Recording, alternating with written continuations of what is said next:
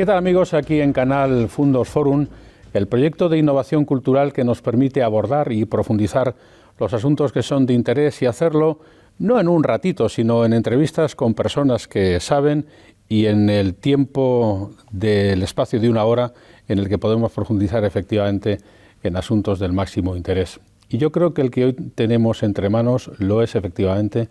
Vamos a hablar de las consecuencias que para nuestra salud mental está teniendo la COVID. La COVID es una enfermedad que no solamente afecta a los cuerpos, sino que también afecta a las almas. Y las sociedades cada vez padecen más los problemas de angustia, los problemas de falta de equilibrio. Las consultas, como la de nuestro invitado, Fernando Martín Adúriz, se están llenando. Y sabremos también de qué modo está afectando a la cotidianidad de las personas y de qué modos de esperar que venga el momento de euforia, si tendremos o no los felices años 20. Fernando, ¿qué tal? Muy buenas. ¿Qué tal? Muy bien. Fernando Martín Adúriz es, para empezar, palentino, lo cual es muy significativo porque presume de ello y hace gala, ¿no? Así es, sí. Nací en Palencia en el año 58 y me siento muy palentinista. He vivido fuera de Palencia y he regresado a Palencia, he estado muchos años en Palencia y ahora viajo mucho, pero me siento muy palentino. Fernando es psicólogo, es psicoanalista, es escritor, muy importante. Él sostiene que las cosas hay que escribirlas para poder externalizarlas, pero sobre todo está en el día a día del tratamiento de las personas y nos puede ilustrar muy bien sobre lo que está pasando, y es que sus consultas están llenas, ¿no? Sí, bueno, están llenas, pero no, hay que matizar esto, digamos, no solamente por la pandemia, como efecto de lo que esto está produciendo, como efectos subjetivos de la pandemia. Las personas que llevamos muchos años trabajando tenemos la mala suerte de que los amigos nos encargan demasiadas tareas, y yo quiero empezar lanzando una idea, y es que hay que hacer todo lo posible por ayudar a los jóvenes en todas las profesiones, y en la mía es muy importante confiar en los jóvenes. Diré algo. Yo me psicoanalicé durante un largo tiempo cuando era muy joven en Madrid. Después hice un segundo análisis ya con más madurez en París durante bastantes años. Tengo el proyecto de seguir en algún momento psicoanalizándome y escogeré a alguien muy joven para poderle contar mis cuitas y para que me produzca los efectos que en una jubilación pueda ofrecer un psicoanalista. Pues de los jóvenes hablaremos también, que nos parece un factor fundamental en esta sociedad, pero hablaremos de la depresión, Fernando, porque parece evidente que cada vez hay más personas deprimidas. Tengo aquí una estadística, por ejemplo, americana, que hacen estadística siempre de todo, en la que dice que se ha incrementado casi en un 20% el número de recetas de antidepresivos que se han expedido. Parece que cada vez hay más insomnio, más dificultades para la vida cotidiana. ¿Se está hablando lo suficiente de ello? ¿Esto es así? ¿La pandemia está causando más depresión? No sé si voy a hacer muchos amigos con lo que ahora voy a decir. No hice muchos cuando estuve en Onda Cero y definí la depresión con las palabras de Jacques Lacan, uno de mis maestros. No hay depresión, hay cobardía moral. Pero esto hay que matizarlo. Es verdad que seguramente un importante número de las personas que van a pedir ayuda psicológica y manifiestan estar tristes, decaídos, sin ánimo, puedan englobarse en esta taxonomía que acabo de decir. Es decir, son personas que retroceden frente al deseo y retroceden frente al empuje de la vida. Personas que no se atreven a sobrellevar las dificultades y las contingencias de la vida que son a diario, y su motor se queda un poco parado. Si sabemos distinguir este tipo de personas de las que realmente tienen una enfermedad muy grave, vamos a avanzar muchísimo. Claro, para esto necesitamos crear y formar muy buenos psicólogos capaces de distinguir una persona que dice que está triste, deprimida y que en el momento en que se tira un poco del hilo nos conduce a una situación vital que pueda ser del orden de un pequeño fracaso amoroso, de un problema laboral, de un problema con los estudios, en fin, de las mil dificultades de la vida, y que se atrinchera bajo este significante depresión que invade el mundo. Y es un problema, porque no es que esté deprimido, es que tiene algunas dificultades que tiene que arreglar. Sin embargo, la persona que lo padece puede pensar que está deprimido. Ahí no solamente eso, es que le diagnostican depresión, porque tiran de los catálogos americanos horrendos en las clasificaciones de salud mental. Horrendos digo porque lo dicen ellos mismos.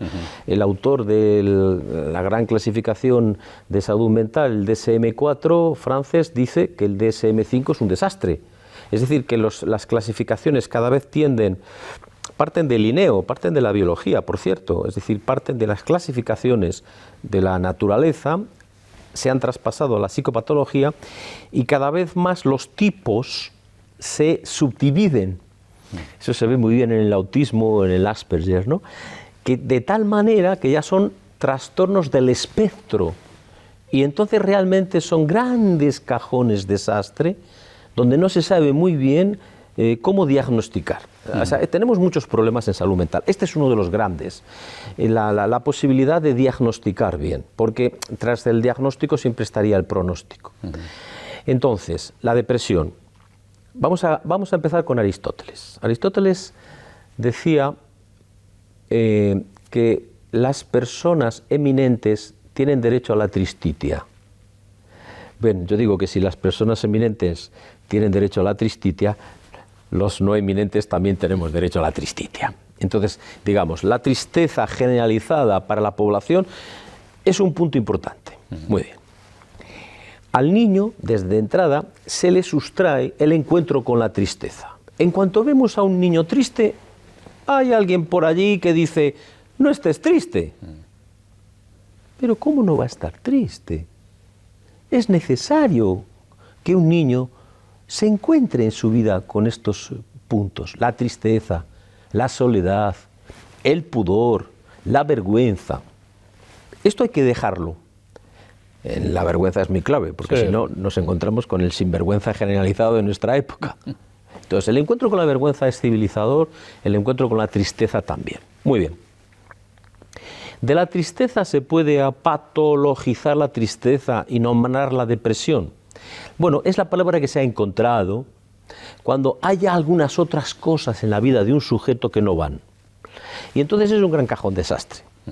Decir que una persona tiene ansiedad, decir que una persona tiene hiperactividad, decir que una persona tiene depresión es no decir nada. Estamos tristes, por lo tanto, y en este tercer paso que usted menciona, se justificaría que hubiera un nivel amplio de preocupación respecto de la salud mental de la población. Pero le voy a repetir la misma pregunta que antes por matizar. En caso de que separemos el trigo de la paja de lo que usted menciona de personas que pueden tener más que depresión, miedo, lo que sí es estrictamente depresión, ¿ustedes están apreciando más esta patología en las consultas o es por un estilo? ¿Podemos decir que la COVID nos deja un reguero de personas deprimidas o simplemente un reguero de personas cargadas de miedo que necesitan ayuda, que necesitan asistencia para poder saber superar esos miedos? Seguramente las dos cosas, pero me gusta mucho que se nombre la palabra miedo. Hay un libro de Stefan Zweig que ha sido traducido de dos maneras. Una, miedo, y otra, angustia. En alemán hay un problema con esto. Digamos, nadie es Juan sin miedo. Todos tenemos miedo y tenemos miedos. Los miedos son muy importantes para la vida social. Incluso las sociedades deben de tener miedo. Por ejemplo, las sociedades deben de tener miedo a lo peor del ser humano, que en la historia sabemos a dónde conduce, a la noche de la oscuridad. Entonces, los miedos no son negativos, los miedos son necesarios. Y cuando el niño también se encuentra con el miedo, es muy importante dejar que tenga su travesía con el miedo. Muy bien. Dicho esto, esta epidemia sí nos va a dejar un reguero de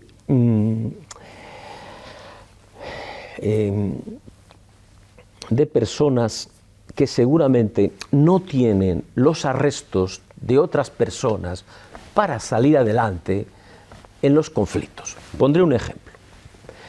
Tenemos por un lado la vida interior y tenemos por otro lado la vida exterior. Si las personas tienen vida interior, la pandemia les recluye en sus casas y son felices en su biblioteca. Cuando no se tiene una vida interior y solamente se vive la vida de los otros, se necesita que se salga de la pandemia cuanto antes para poder vivir la vida de los otros. Que haya escaparates. Es decir, cuando lo imaginario, que es una de las 3 dimensiones de la realidad, necesita sostener a muchas personas. En lo imaginario, en el look, en el cambio de look, en ser como algunas mujeres, siempre que tienen muchas parejas, la desconocida del siguiente. Entonces, esta pandemia ha puesto sobre la mesa el problema de que estamos en una época donde no prolifera la vida interior.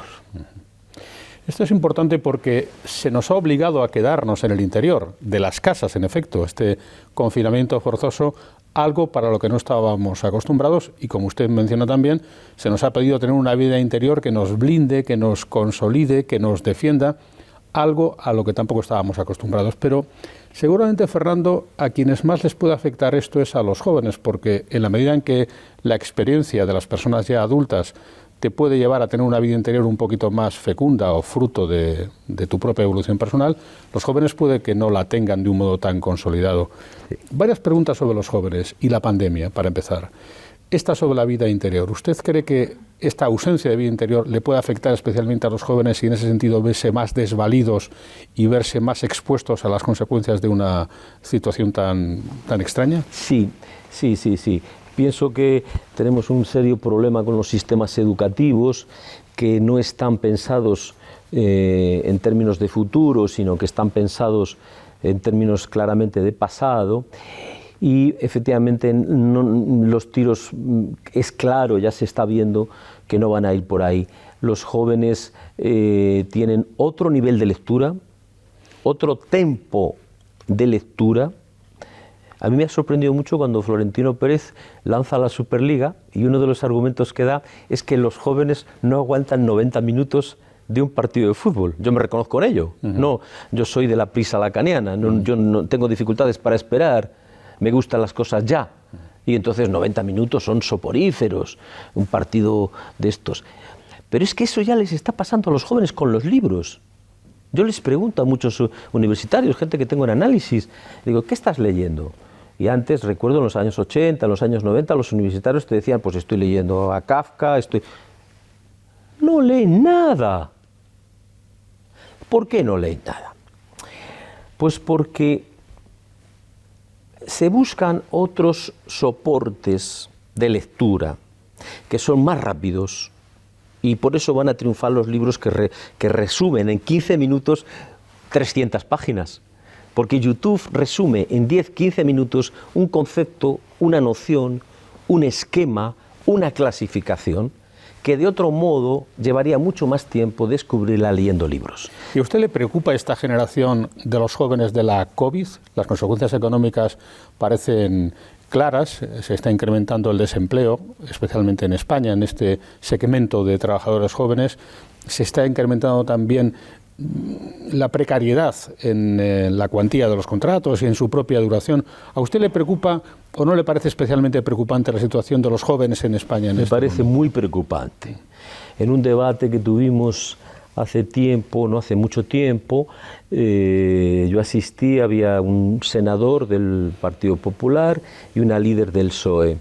Se llevaban tan bien y hablaban con tanta cercanía que yo me atreví a preguntarles si estarían dispuestos a la gran coalición, a lo Angela Merkel, en Alemania, y solo pensé en una razón. ¿Por qué no se ponen de acuerdo las grandes formaciones políticas en España, aunque solo sea por resolver un problema, y luego ya cada uno siga el problema de los jóvenes? El problema de los jóvenes es un problema de todos nosotros, porque es el problema de las futuras pensiones, pero es el problema demográfico y es el problema de la natalidad. Hay unos datos en España que me parecen verdaderamente muy sorprendentes. España es el segundo país del mundo por la cola en natalidad. ¿Alguien puede explicar eso? También es el segundo en consumo de cocaína. ¿Alguien puede explicar eso? Hay una serie de cifras estadísticas en España de las que no se habla, hablaremos del suicidio, supongo, Sí, sí. que son verdaderamente muy, muy preocupantes. Hay un cambio de mentalidad en España muy importante respecto a unas generaciones que han luchado mucho en el siglo XX para sacar adelante a sus hijos y que han lanzado una especie de eslogan de ¡viva la fiesta! Y esto es un problema porque dar lo que se tiene es la fiesta, pero dar lo que no se tiene es el amor. El gran perdedor para los jóvenes, el amor en los tiempos del Tinder, el gran perdedor para los jóvenes es la figura del amor. Usted dice, de hecho, que una de las grandes soluciones de los problemas de orden psicológico y psiquiátrico es la construcción de lazos sociales, ¿eh? Y como enorme problema el de los jóvenes, ¿qué soluciones se le ocurren a usted que pudieran ser útiles, por ejemplo, para los padres que están preocupados con la salud mental de sus hijos o con su propia inserción en la sociedad? Denos 2 o 3 claves que podrían... Abra un poquito la consulta aquí. Sí, lo primero, que los padres se borren de las listas de WhatsApp de padres, que son un enemigo público, como antes lo fueron las asociaciones de padres, y que hablen a sus hijos no como objetos, sino como sujetos. Esto sí que es un gran problema. En España, durante la pandemia, al contrario que en otros países como Noruega y Alemania, nadie se dirigió a los jóvenes, nadie se dirigió a los niños. Se dirigieron a los perros, etcétera, pero no a los niños. Nadie, desde una posición de autoridad social y política, enhebró un discurso dirigiéndose a los niños. A los niños no les podemos tratar más como un objeto de goce. De hecho, se dice, disfruta de los niños. ¿Perdón? ¿Cómo disfruta de los niños? Disfruta de otros objetos, pero no de un niño. Un niño no viene al mundo para que un padre disfrute de él. Un niño viene al mundo porque los padres tienen un gran acto de generosidad con la vida social y con el mundo. Le entregan al mundo. No es para que ellos disfruten durante un tiempo cada vez mayor, porque la adolescencia finaliza ahora a los 40 años. No dejan que sus hijos crezcan y salgan de casa, les hacen un problema con la sobreprotección muy grande. Recordemos, desprotección, protección, sobreprotección y desprotección es lo mismo. No es proteger a unos hijos, sobreprotegerles. Y luego, esto en el mundo real, pero luego está el mundo virtual, que consiste en el mundo digital. Se dice que ha sido la tecnología digital la que ha mantenido abierto el mundo en funcionamiento durante la pandemia. Pero, sin embargo, me temo, señor Martín Adúriz, que lo digital puede ser también causa de muchas adicciones y tienen un impacto severo sobre los adultos, calculo. Afectan, por ejemplo, a su nivel de información, cómo la gente se informa, de qué modo superficial, pero le afectan especialmente a los jóvenes. ¿Piensa usted que lo digital puede ser fruto o puede ser origen de adicciones lesivas o perniciosas? Sí, lo está haciendo. Es cierto eso. Yo soy muy forofo de lo tecnológico, ¿eh? Yo hice cola el 11 de julio del 2008 para el primer iPhone, bajo las risas de todos mis amigos y familia, diciendo que hago haciendo colas si el iPhone es total un teléfono. Creo que no era un teléfono, como se ha demostrado, sino algo mucho más. Hay problemas porque ahora han salido algunos autores a escribir sobre esto. La concepción del enganche a los me gustas está pensada bajo el prisma skinneriano, bajo la política ideológica del sistema conductista, de rápidamente un caramelo si te portas bien, como la rata del laboratorio.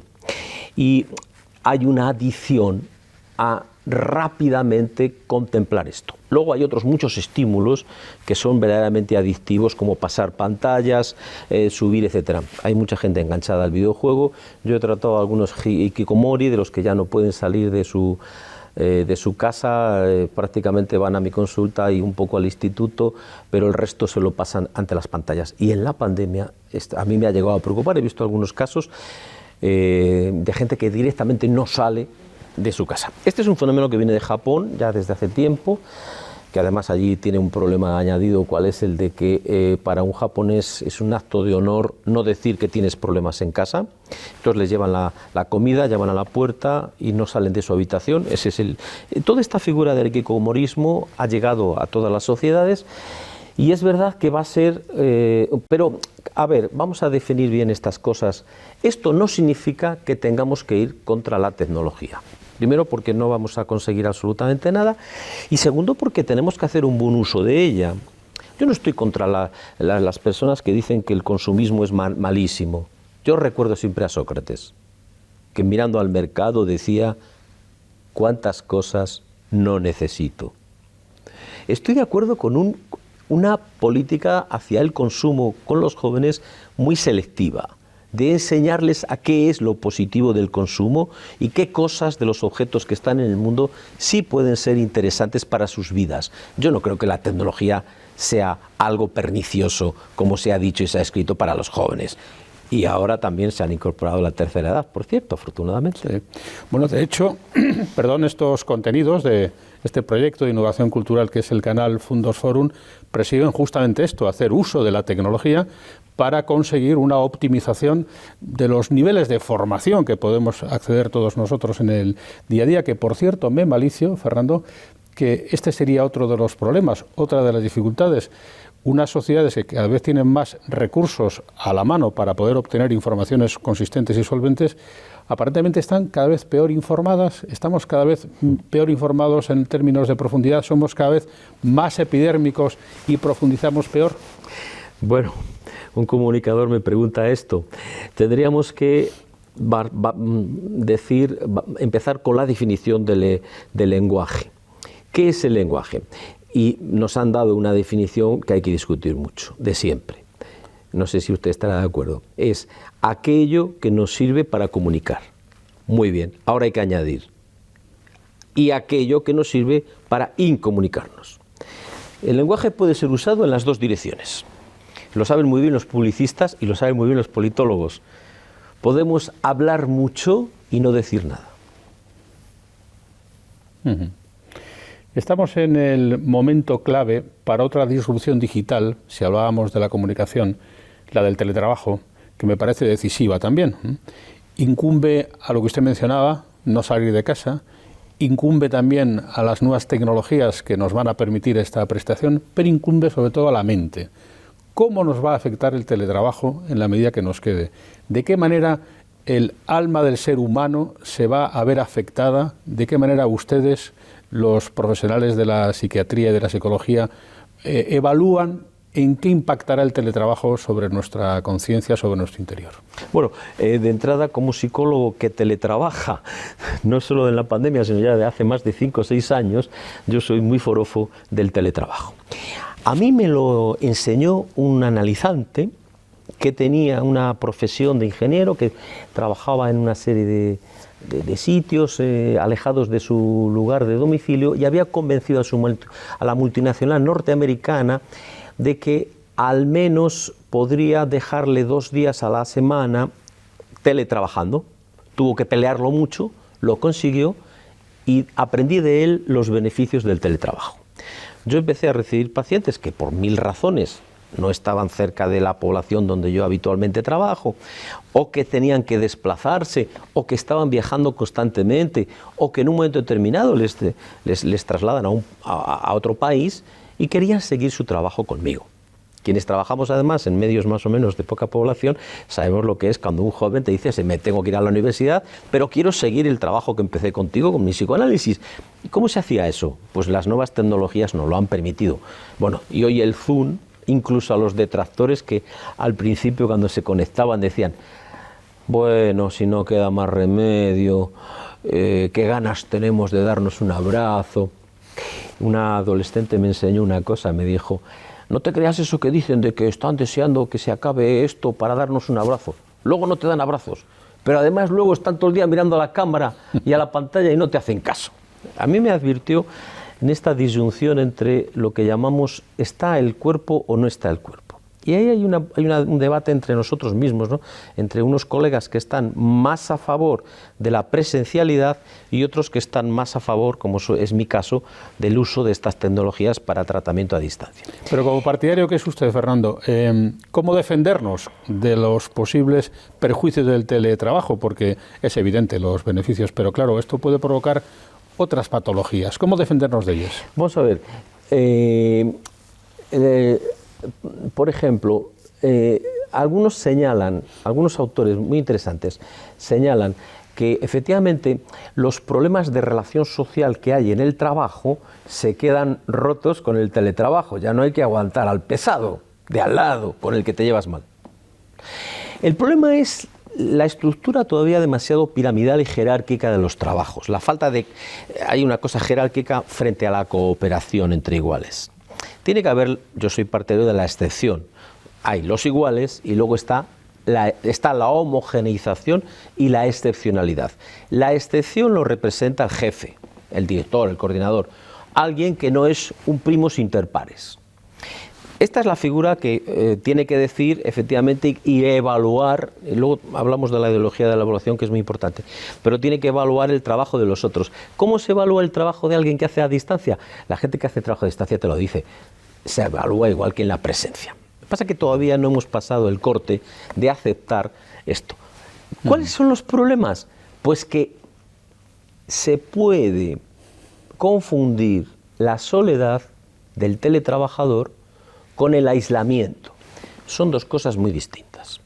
Yo soy un firme partidario de la soledad. Como decía antes, el encuentro del niño con la soledad es fundamental, porque en el fondo todos estamos solos. Ahora, lo que hay que hacer es que sea una soledad fecunda que no impida el lazo social. El aislamiento es otra cosa. El aislamiento es patológico. Y el teletrabajo puede a algunas personas llevar por el mal camino que es el del aislamiento. Eso es verdad. Pero insisto, la parte más externa del cuerpo es la mirada. Con las nuevas tecnologías ya hay mirada. Luego el cuerpo también está presente en la distancia. Es verdad que es una imagen, pero que ahora, depende de las personas, permite mucha plasticidad.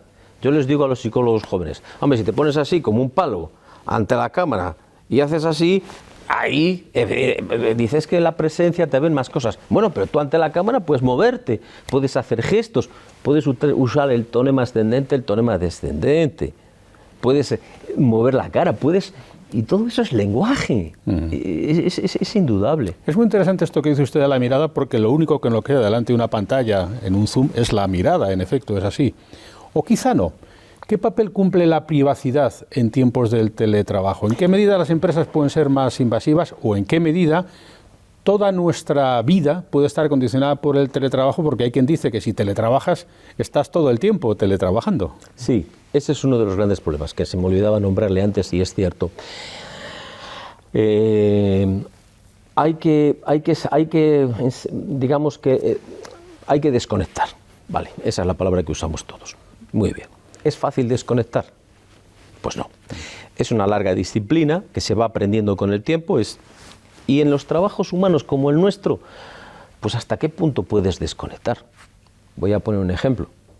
¿Quién puede desconectar de lo que le acaba de decir un paciente cuando le acaba de decir que su vida está a su fin? Pues a mí me han dado muchos disgustos. Yo he pasado muchas noches de insomnio. Yo no he podido desconectar. Y En los trabajos humanos es muy difícil, los médicos te lo dicen también. Se van del hospital, sí, se van del hospital, pero se llevan las enfermeras te lo dicen, ahora se está viendo con el problema sanitario. En muchos trabajos es difícil desconectar. Pero es verdad también la palabra invasión, y también es verdad la palabra intimidad y la palabra privacidad. Me encuentro con un fenómeno curioso. Hay personas que te dicen que se sienten más cómodas y más íntimas de que nadie les escucha en la consulta en sus casas. Y entonces tengo una experiencia fabulosa. Veo a gente que se va a un parque. Veo a gente que se va a un coche. Veo a gente que está paseando. Veo a una chavalilla joven que se encierra en un cuarto por ahí, casi oscuro. Veo a una persona que tiene una empresa, tiene un cuarto, no sé qué, y se va allí al cuarto para buscar esa privacidad, en trabajos como el mío. Pero en otros trabajos lo que sí le escucho a la gente es que si tienen que escuchar algunas palabras un poco más gruesas o alguna bronca de un jefe, la voz, que siempre es algo que habla del amo, invade la habitación donde están trabajando. Ese es un problema. Pero bueno, entre las ventajas y los inconvenientes, concluyamos, no hay color. Pero déjeme que le siga buscando algún inconveniente para ponerle en el trance de que nos ayude a descubrir que en efecto no lo es, desde su amplio conocimiento. Hablando del teletrabajo, o hablando también de la COVID, que impacta sobre el concepto de la familia. La familia cada vez es menos productiva en términos de natalidad. La natalidad ha caído durante la COVID. Se pensaba que iba a haber un baby boom, no lo está viendo ni aquí ni en Estados Unidos. Y luego es curioso porque tampoco ha caído, no se ha incrementado el número de divorcios. Al contrario, parece que se han mantenido, incluso tienden a su reducción. El papel de la familia en este momento, en tiempos de la COVID. ¿Por qué no nos reproducimos? ¿Qué le dicen a usted, Fernando, en la consulta los presuntos padres o las presuntas madres que no lo son? Y luego, ¿cuál es el grado de salud de las parejas en este momento? Díganos algo sobre esto. Bueno, son dos cosas. Bien, voy a empezar por el grado de salud de las parejas. Yo creo que, mi opinión, esta pandemia ha venido muy bien a las relaciones de pareja. Porque se ha instituido la pandemia como un tercero hostil y las parejas se han unido. Yo soy fiel defensor del secreto hasta en el interior de las parejas. El secreto es una de las grandes conquistas de la civilización, si no la más grande. Bueno, eso por un lado. Y luego, en lo que tiene que ver con las razones que aduce la gente para no tener hijos, siempre son unas, que son la economía. Yo antes decía, las grandes coaliciones deberían de unirse para arreglar de una vez el problema de los jóvenes. También el de las pensiones y no sé qué, de acuerdo. Y el déficit público, pero por ejemplo, el de los jóvenes había que arreglarle. Sin embargo, yo considero que no es verdad, y se lo hago ver a muchos jóvenes. A mí me alegra mucho cuando llega una chavalilla de 20 y tantos años que dice que está embarazada. Y yo le digo, vienen con un pan debajo del brazo. Porque hay que tener memoria. ¿De dónde venimos? Pero si nuestros abuelos tenían familias numerosas y no tenían nada, no tenían nada. Y cuando llega una chavalilla de 20 y tantos años, como ahora que estoy viendo, que tiene un bebé de 7 meses, a mí me encanta. ¿Cómo hace para sacar adelante al bebé de 7 meses? Le pregunté por el padre y dice, no cuenta, no entra en la ecuación. Es decir, le tiene que tener como madre soltera, le ayuda a una hermana, le ayuda a un abuelo, se constituye una ayuda fundamental. El problema de España, para mí, es la fiesta. 3 generaciones han sufrido mucho y ha llegado una generación y ha hecho del...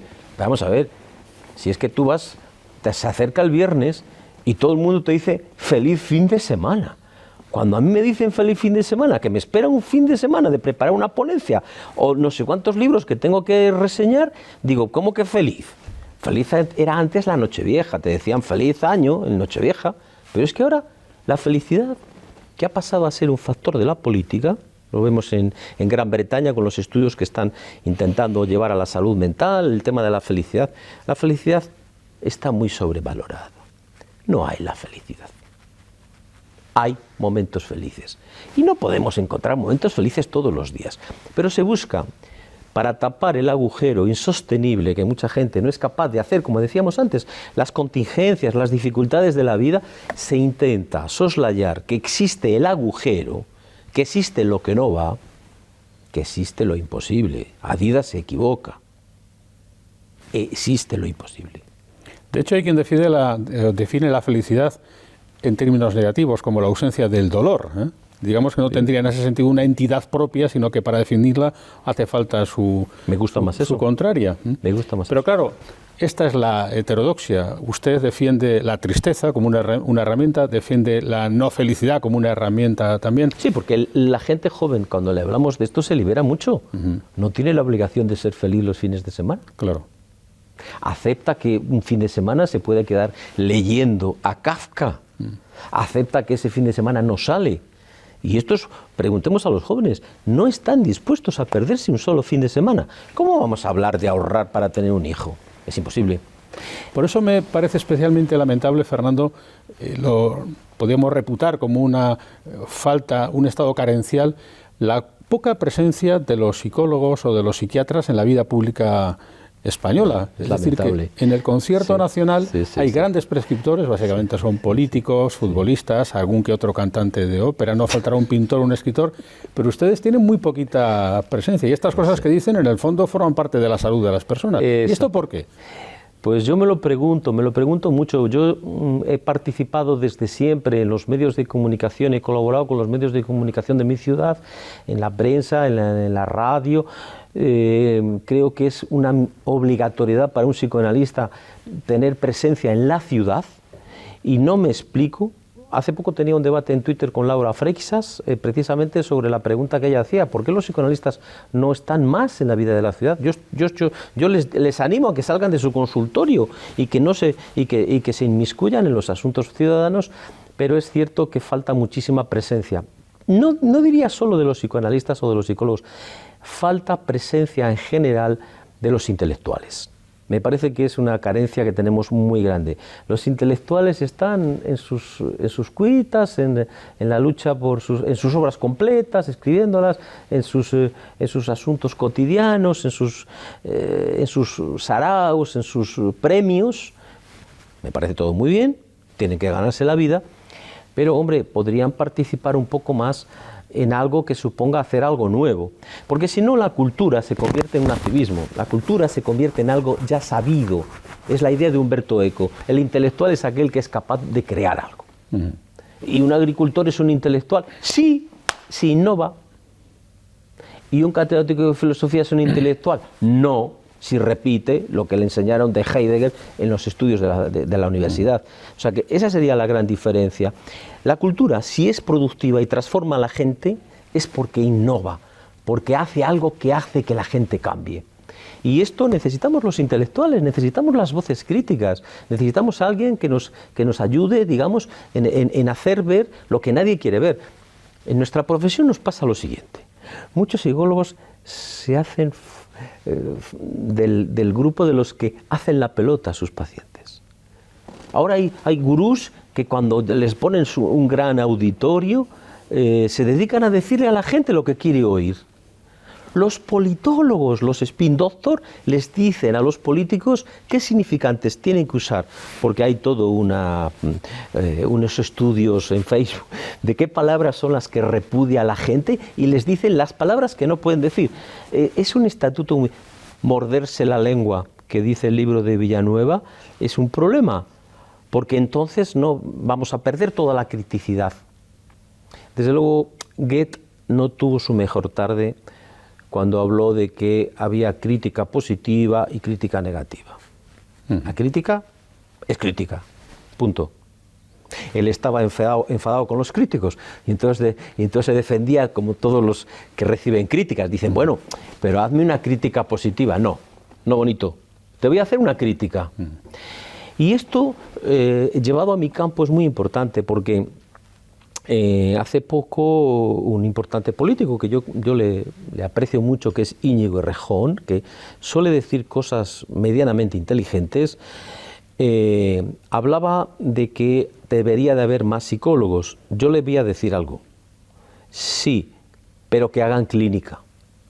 Es decir, que no le digan a la gente lo que quiere oír, porque eso no ayuda. Eso no. ¿En qué le cambia la vida a una persona? Por eso recibimos tantos pacientes que han pasado por tantos tratamientos psicológicos, porque se les han escapado vivos.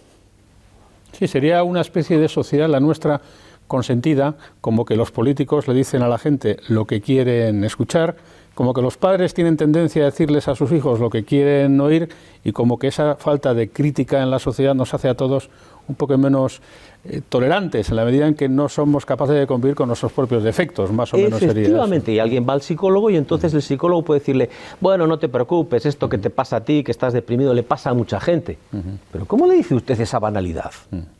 No le diga eso. Diga, porque la pandemia es un trauma para todos. Pero el problema no es el trauma. El problema es la respuesta subjetiva de cada sujeto ante lo que es traumático. Lo vimos con el 11M Madrid, que pusimos una red en funcionamiento en toda España. ¿Qué vimos? Que había muchas maneras de responder ante lo traumático. Hay quien hace de eso su leitmotiv en la vida, un gran acontecimiento que ya no hace sino volver a él siempre, y hay quien pasa página rápido. Entonces, ante la pandemia va a pasar esto. La respuesta subjetiva es lo que cuenta. Nosotros les decimos, siguiendo la famosa frase de Freud, no nos importa que usted se queje de cómo los demás le tratan.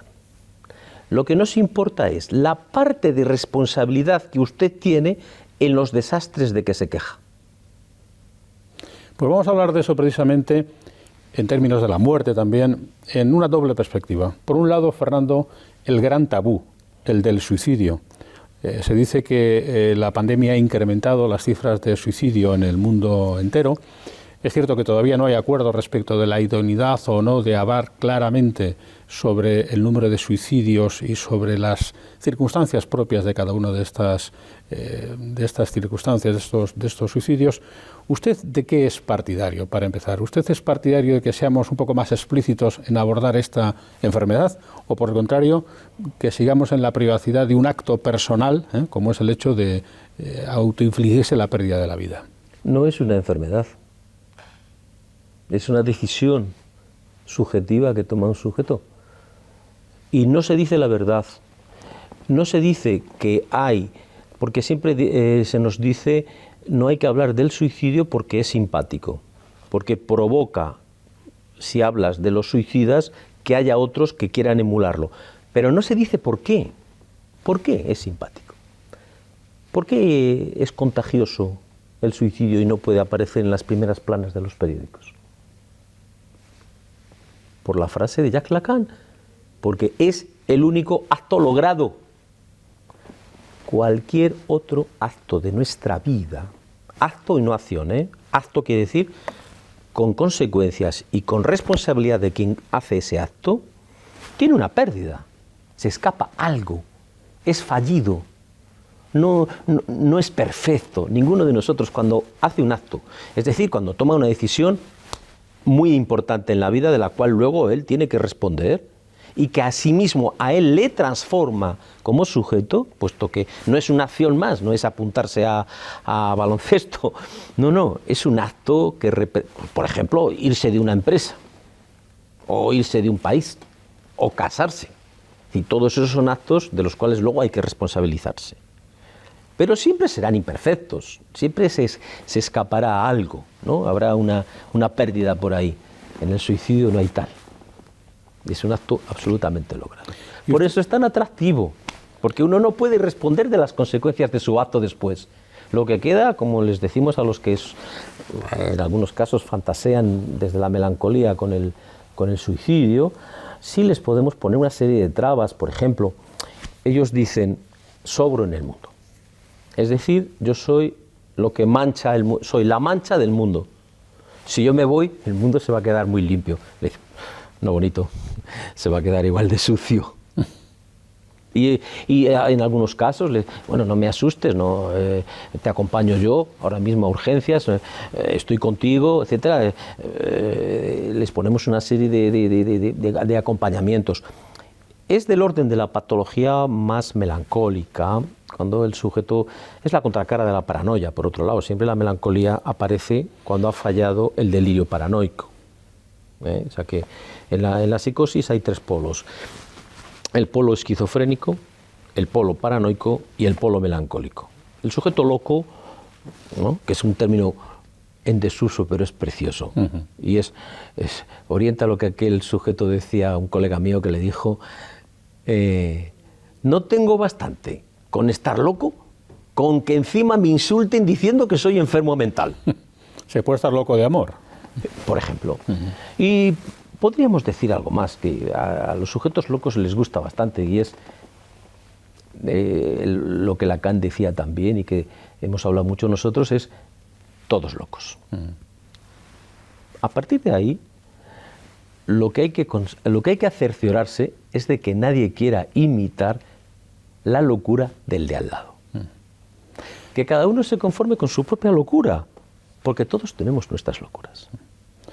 ¿Y se puede decir, por lo tanto, Fernando, que están habiendo más suicidios en este episodio histórico de la pandemia?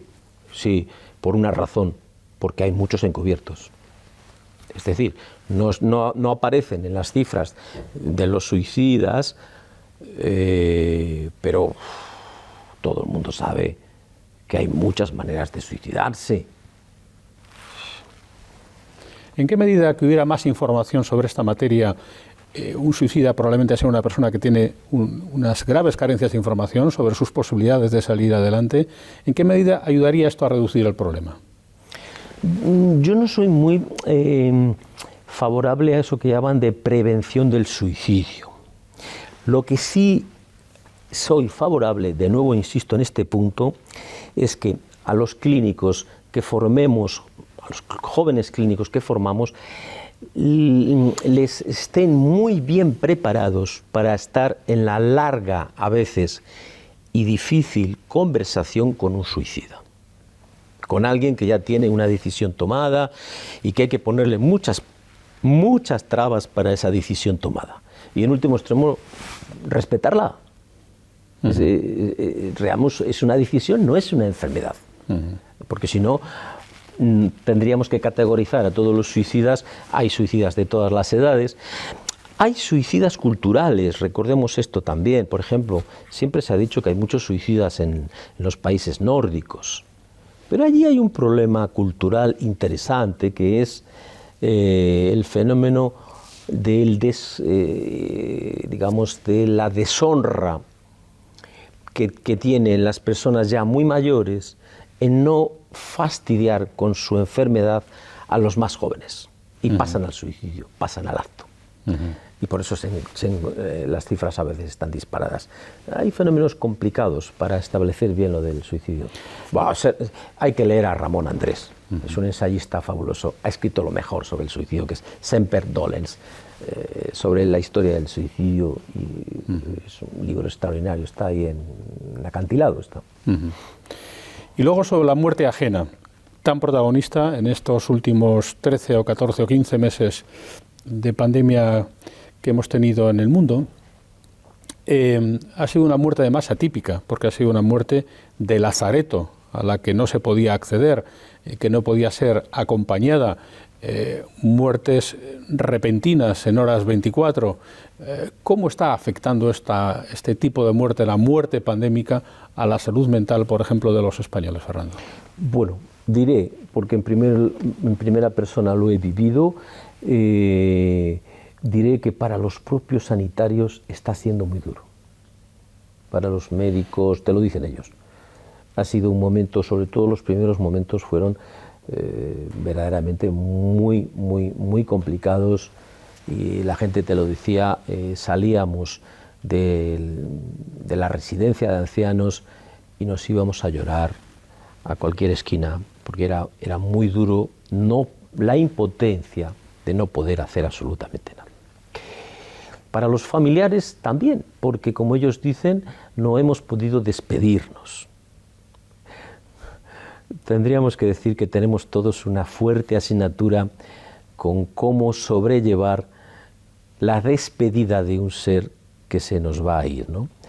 Porque no hay una cultura todavía, y yo espero que la haya en su momento, que sostenga la gran conversación que podría existir con alguien que se sabe mortal y que va a morir, con la despedida de sus seres queridos y sus amigos, con la gallardía, la fortaleza, la dignidad que supone me voy a morir, pero doy las gracias por todo el rato que he pasado con vosotros en estos últimos 70 años, 80 años. Falta un poco de conversación, de diálogo, porque la especie de higienización de la muerte, la cosa aséptica con la muerte, ha quitado aquello que era el viático. Cuando el sacerdote y los monaguillos, yo lo he vivido, iban a las casas del moribundo y hablaban con él y estaban allí los otros y había una despedida en el propio entorno. Y esto ahora lo hemos higienizado, lo hemos alejado, ¿no? Incluso los propios cementerios les hemos llevado fuera de la ciudad. Ahora tenemos también los tanatorios. Tenemos con esto una asignatura complicada. ¿Por qué tenemos una asignatura complicada? Porque el inconsciente no conoce el tiempo. Es por eso que soñamos con personas que han fallecido. Y tenemos en nuestra memoria almacenado el registro de su voz. El registro de la voz de una persona que se nos ha muerto es muy difícil de borrar, es imborrable. ¿Esto qué quiere decir? Que como el inconsciente no reconoce el tiempo, los seres neuróticos, los neuróticos cotidianos de tú y yo, por ejemplo, usted y yo, sí sabemos que somos seres mortales, somos tíos que hemos leído sobre eso, vemos que los otros se mueren, pero decimos, son los otros los que se mueren. No aceptamos este punto. Tengo una experiencia fabulosa. Le tuve que decir a una persona en un hospital que bueno, que la gravedad de su dolencia era tal, que bueno, que... Y ella misma me dijo, es la hora de la muerte. Bueno, no dije nada, la miré a los ojos, ella cerró los ojos, se quedó así. A los 15 minutos entró otro familiar y le dijo, hombre, estás aquí. Oye, tenemos que ir a casa a arreglar que se nos ha roto la cisterna. Había olvidado. Uh-huh. Y esto es lo que pasa, negamos la existencia de la muerte. Prueba de que la negamos es que hemos dado mucho imaginario a fantasear sobre lo que va a pasar después de la muerte. Incluso hemos inventado instituciones para después de nuestra muerte. Tenemos una asignatura difícil con esto. Y esto es un punto también muy difícil para tratar con los jóvenes, ¿no? Hay algo muy curioso con la patología de los ludópatas.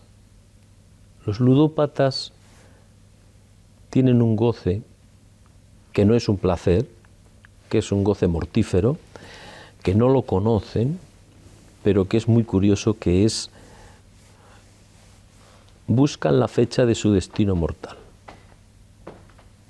Y además su goce es perder. Uh-huh. Y desde luego se entregan a perder denodadamente. Bueno, pues si tuviéramos la posibilidad de conocer la fecha de nuestro destino mortal, eso cambiaría sensiblemente toda la vida sociocultural y económica, claramente. Es afortunadamente que jugamos con la aventura de que la vida se sabe mortal, el animal no lo sabe, el animal sapiens sí lo sabe, pero hace como que no, afortunadamente, y eso nos da una chance para tener deseos en la vida. Precisamente, cuando hablábamos antes de la depresión, yo recordaba esto también. Estamos rodeados de muchas personas que están muy mortecinas, porque ¿qué ha muerto en ellos? Ha muerto el deseo de vivir. Uh-huh. Y cuando alguien se va de los carriles de la vía del deseo, bueno, puede vivir muchos años, pero ha muerto hace mucho. Qué interesante. La verdad es que sí tenemos nosotros, lamentablemente, un tiempo tasado en esta propuesta cultural, y es que tenemos que llegar a la hora de conversación, pero no quisiera dejar de hacerlo, Fernando, sin pedirle a usted un pequeño manual, porque antes hablaba usted de la unción de enfermos, del viático, ese sacramento de la Iglesia. Otros de los que han desaparecido prácticamente o han incurrido en la desaparición es la famosa confesión. El confesor era un poco también a modo de psiquiatra que trataba. Sí. Denos un manual para este momento preciso. ¿Cuál sería la clave, la solución del hombre o de la mujer contemporánea en el tiempo del post-COVID para intentar reordenar nuestra vida intelectual, nuestra vida moral, nuestra vida interior, nuestra salud mental? ¿En dónde establecería usted la piedra angular de lo que tenemos que hacer? En el vínculo social. Estoy de acuerdo. La confesión es un vínculo social. el comentario intimista a un amigo es el vínculo social. La sobremesa como institución cultural muy española es un vínculo social. Todo lo que suponga fortalecer, salir del aislamiento al que propende nuestra propia vida psíquica, a que propende una falsa vida interior, que no es una vida de producción, sino que se convierte en una vida de repetición, ¿no? de estrago, salir de ese solipsismo, buscar hacer algo de contacto con alguien, incluso con la pareja, porque la incomunicación también existe en el interior de las parejas. Todos nosotros tendemos a un cierto aislamiento. ¿Por qué? Porque tendemos a sacar adelante nuestros propios fantasmas de goce. Y nuestros propios fantasmas de goce son muy amplios, como se supo después de 50 sombras de Grey. ¿Quién no se reconoce en ese catálogo fantasmático que está montado para dar placer? El fantasma es el deseo y es un montaje para darnos placer. Cada uno está en ese goce. Y entonces hay algunos goces que son muy cercanos a lo social y hay otros que son mucho más alejados de lo social. Cuando tenemos goces alejados de lo social, imaginémonos un bebedor solitario. Porque si es un bebedor que va a los bares y habla con unos y con otros, está un poco salvado. Pero si es un bebedor solitario, que les hay, esos alcohólicos absolutamente anónimos, si están encerrados en ese goce, imaginemos el goce del trabajador japonés que muere literalmente en el trabajo, mueren en la oficina, porque no tienen días de vacaciones, porque si hay unos goces de esa naturaleza, es decir, hay que descubrir no solamente la pareja con la que estamos, sino nuestro auténtico partener de goce. Es el trabajo de un psicoanalista, es decir, llevar a la gente a saber exactamente en qué consiste su goce inconsciente, cuál es su auténtico fantasma, cuál es su partener de goce.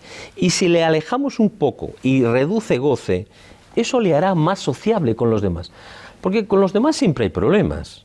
O sea, cuando uno está solo en su cuarto de baño, ahí las cosas van... Cuando uno está mirándose al espejo, ahí todo va muy bien. El problema es cuando sales de ahí, cuando sales de ese individualismo de goce y te encuentras con los otros. Siempre hay problemas. Uno te dice una cosa, el otro te dice otra, uno discute, otro está de mal humor. Pero esto es la sal y pimienta de la vida. ¿Qué sería de nosotros sin amigos? Pues nos vamos a quedar con eso, con el vínculo social, como una de las grandes soluciones para uno de los grandes dilemas, como es el de nuestro propio equilibrio. Y este es también nuestro vínculo, nuestro canal Fundos Forum, que nos permite, por ejemplo, disfrutar de un rato de conversación con personas de la entidad de Fernando Martín Adúriz, que a su larga experiencia y a sus varios libros publicados y a sus miles de consultas realizadas une también su castellanía, su palentinía y sobre todo su afán gregario. Es una persona emprendedora y eso también le hace heterodoxo en un mundo como el nuestro, en el que no todo el mundo emprende para los demás. Fernando, le quiero agradecer su participación en nuestro canal Fundos Forum y muchas gracias. A ustedes. Y a ustedes será hasta una próxima ocasión. Gracias y saludos.